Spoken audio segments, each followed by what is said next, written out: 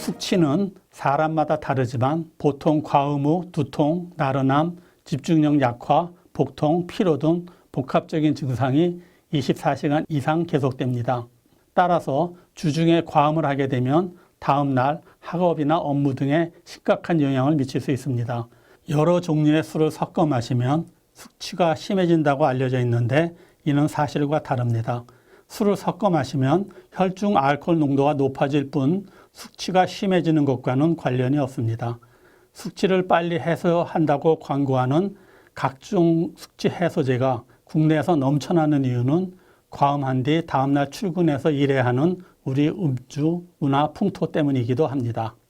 숙취 해소제를 개발하기 위해 숙취를 원인을 이해하고자 많은 연구를 했지만 다양한 학설만 존재하고 그 원인은 명확하게 밝혀지지 않은 상태입니다.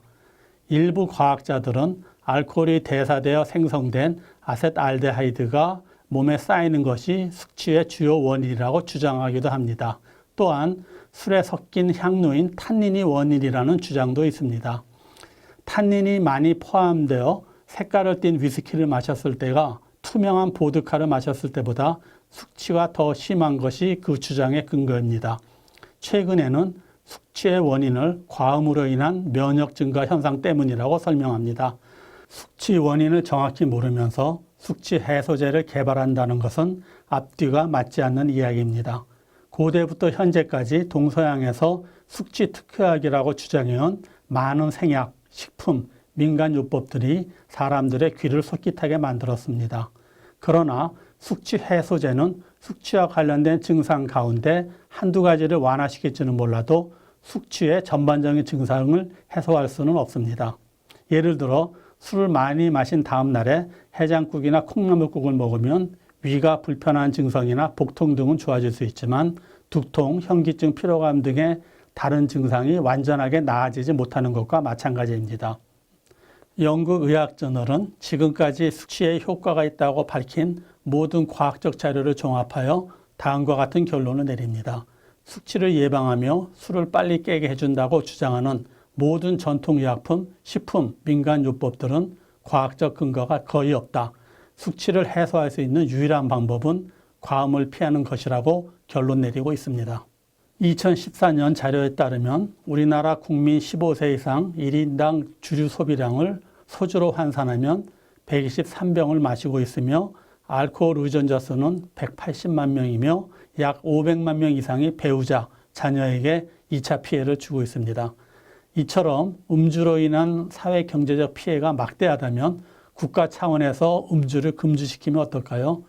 20세기 초 미국 정부는 음주로 인한 도덕적 해이함을 바로잡고 음주와 관련된 범죄를 줄인다는 명분하에 1920년 금주령을 시행했습니다.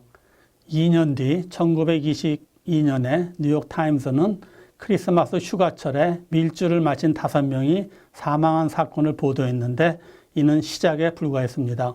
금주령이 폐지될 때까지 최소 1만여 명이 사망했으며 수십만 명이 몸이 마비되거나 눈이 머는 심각한 신체 장애를 얻었습니다.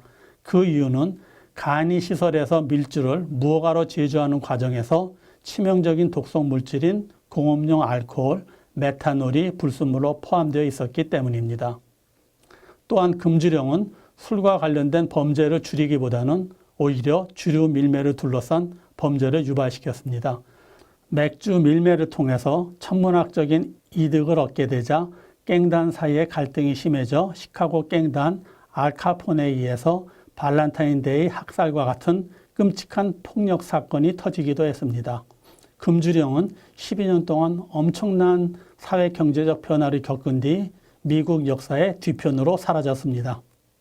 수천 년 동안 인류가 즐겨 마셔온 술, 미국 정부에서는 20세기 초 사회적 해악을 줄이기 위해서 금주령을 시행했지만 실패로 돌아갔습니다.